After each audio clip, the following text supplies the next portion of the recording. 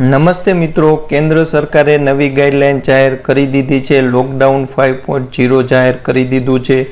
મિત્રો, લોકડાઉન 5.0ને નવું નામ આપવામાં આવ્યું છે અનલોક 1.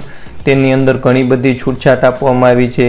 મિત્રો, હવે લોકડાઉન કહેવા પૂરતું જે કન્ટેનમેન્ટ ઝોન છે તેના પૂરતું જ સીમિત રહી ગયું છે. બાકી સરકાર દ્વારા ક્રમશઃ અનલોક 1, અનલોક 2 અને અનલોક 3 એટલે કે ફેઝ 1, ફેઝ 2 અને ફેઝ 3 દ્વારા ધીમે ધીમે તમામ વસ્તુને છૂટછાટ આપવાની સરકારે જાહેરાત કરી છે. આ શું જાહેરાત કરી છે તેની તમામ માહિતી ડિટેલ સાથે તમને આજના વિડીયોમાં આપીશ.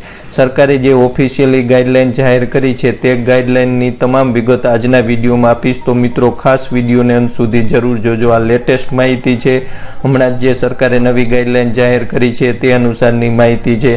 તો મિત્રો, ખાસ વિડીયોને અંત સુધી જરૂર જોજો.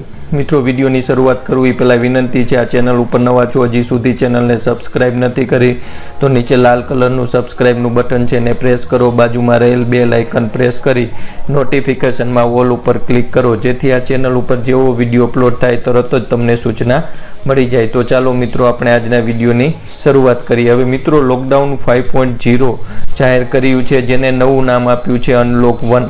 મિત્રો, આ લોકડાઉન 5.0 છે તે દેશમાં 1 જૂનથી લઈ 30 જૂન સુધી લાગુ રહેશે. હવે કોરોના વાયરસ સાથે કામ કરવા માટે દેશમાં ફરી એકવાર લોકડાઉન માટે માર્ગદર્શિકા જાહેર કરવામાં આવી છે. કન્ટેનમેન્ટ ઝોનની બહાર સરકારે તબક્કાવાર મુક્તિ આપી છે. એટલે હવે લોકડાઉન 5.0 છે એ ફક્ત કન્ટેનમેન્ટ ઝોન પૂરતું મર્યાદિત રહ્યું છે. ત્યારબાદ સરકારે તબક્કાવાર મુક્તિ આપી છે. તે કઈ મુક્તિ તમને તબક્કાવાર મળશે તે તમામ માહિતી આગળ જોશું. હવે મોટી રાહત એ છે મિત્રો કે એક રાજ્યમાંથી બીજા રાજ્યમાં જવા માટે તેમજ રાજ્યની અંદર હેરફેર માટે તેમજ સામાન લાવવા લઈ જવા માટે કોઈ પ્રતિબંધ નહીં રહે. એટલે કે જવા આવવા માટે હવે પાસની જરૂર નહીં રહે. આ મિત્રો, ખાસ સરકારે મોટી રાહત છે મજૂરો માટે. તેમજ એક રાજ્યમાંથી તમારે બીજા રાજ્યમાં જવું હોય, માલ સામાન લઈ જવું હોય તો તેના માટે હવે કોઈ પણ તમારે સરકારી પાસ લેવાની જરૂર નહીં પડે, કોઈ પણ ઓનલાઈન પ્રોસેસ કરવાની જરૂર નહીં પડે. ગમે ત્યાં તમે ગમે તે રાજ્યમાં આવન જવન કરી શકશો. આ મોટી છૂટ છે. હવે ખાસ એ છે, દેશમાં રાત્રે 9થી લઈ સવારના 5 વાગ્યા સુધી કરફ્યુ લાગુ રહેશે. રાત્રે 9થી લઈ સવારના 5 વાગ્યા સુધી કરફ્યુ રહેશે. ત્યાં સુધી કોઈ પણને બહાર નીકળવાની છૂટ રહેશે નહીં. લોકડાઉન 5.0ને 3 ફેઝમાં વહેંચવામાં આવ્યું છે. પ્રથમ ફેઝમાં નીચે મુજબની છૂટછાટ આપવામાં આવી છે. મિત્રો, લોકડાઉન 5.0 છે તેને સરકારે 3 ફેઝમાં વહેંચ્યું છે. તે ત્રણેય ફેઝમાં અલગ અલગ છૂટછાટ આપશે તે જોઈશું. હવે પ્રથમ ફેઝની અંદર જોઈએ તો 8 જૂનથી દેશના તમામ ધાર્મિક સ્થળ, હોટલ, શોપિંગ મોલ છે તે ખુલશે. 8 જૂનથી દેશની અંદર જે તમામ ધાર્મિક સ્થળ છે, હોટલ છે, શોપિંગ મોલ છે તેને ખોલી શકાશે.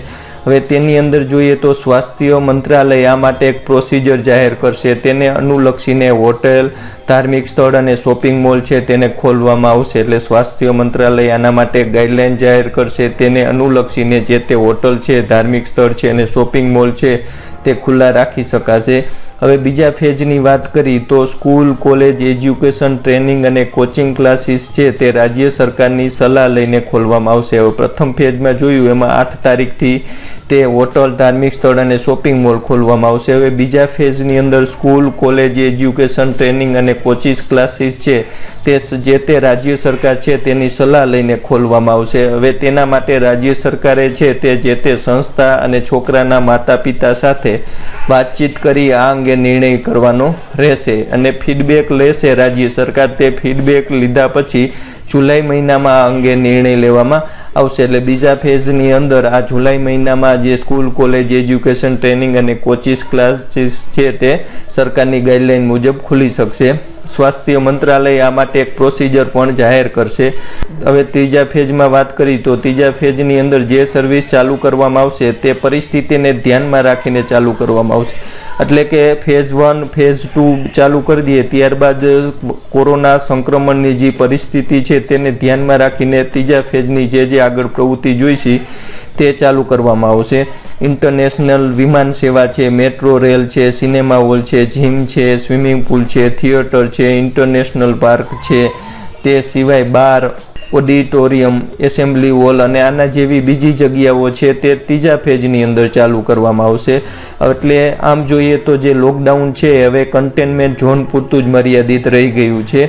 કન્ટેનમેન્ટ ઝોન સ્વાસ્થ્ય મંત્રાલય દ્વારા દિશા નિર્દેશન મળ્યા બાદ જિલ્લા અધિકારીઓ દ્વારા કન્ટેનમેન્ટ ઝોન જાહેર કરવામાં આવશે.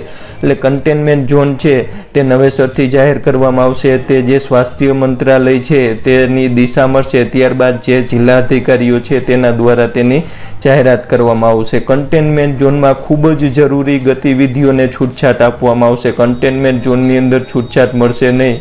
કન્ટેનમેન્ટ ઝોનમાં લોકોની અવરજવર માટે પણ સખ્ત પાબંદી લાગુ રહેશે. એટલે તેની અંદર તમે જઈ પણ નહીં શકો અને કન્ટેનમેન્ટ ઝોનમાંથી બહાર પણ નહીં નીકળી શકો. કન્ટેનમેન્ટ ઝોનમાં ઘરે ઘરે જઈને તપાસ કરવામાં આવશે અને અન્ય જરૂરી મેડિકલ કદમ છે તે ઉઠાવવામાં આવશે. એટલે આ ખાસ સરકારે મોટી જાહેરાત કરી છે. કન્ટેનમેન્ટ ઝોન છે તે નોન કન્ટેનમેન્ટ ઝોનમાં ફેરવાય તેના માટે ઘરે જઈને તપાસ કરવામાં આવશે અને વધુ પડતી મેડિકલ કદમ છે તે ઉઠાવવામાં આવશે. હવે કન્ટેનમેન્ટ ઝોન સિવાય એક બફર ઝોન પણ જાહેર કરવામાં આવશે. જ્યાં કોરોના કેસ આવવાની શક્યતા રહેલી છે તેવા વિસ્તારને બફર ઝોન તરીકે જાહેર કરવામાં આવશે. આ વિસ્તારની અંદર પણ જે તે રાજ્ય સરકાર છે તે અમુક પાબંદી લગાવી શકે છે અને જો જરૂર પડે તો જે કન્ટેનમેન્ટ ઝોનમાં છે તેવી પણ પાબંદી લગાવી શકશે. તે રાજ્ય સરકાર ઉપર આધાર રહેશે. તો મિત્રો, લોકડાઉન 5.0ની જે તમામ માહિતી હતી સરકારી ગાઈડલાઈન મુજબ તે મેં તમને આપી છે. મિત્રો, જો આ વિડીયો ગમ્યો હોય તો લાઇક કરજો, ચેનલ ઉપર નવા હોય તો સબસ્ક્રાઈબ કરજો અને વિડીયોને શેર કરજો. જય જવાન, જય કિસાન, જય હિન્દ.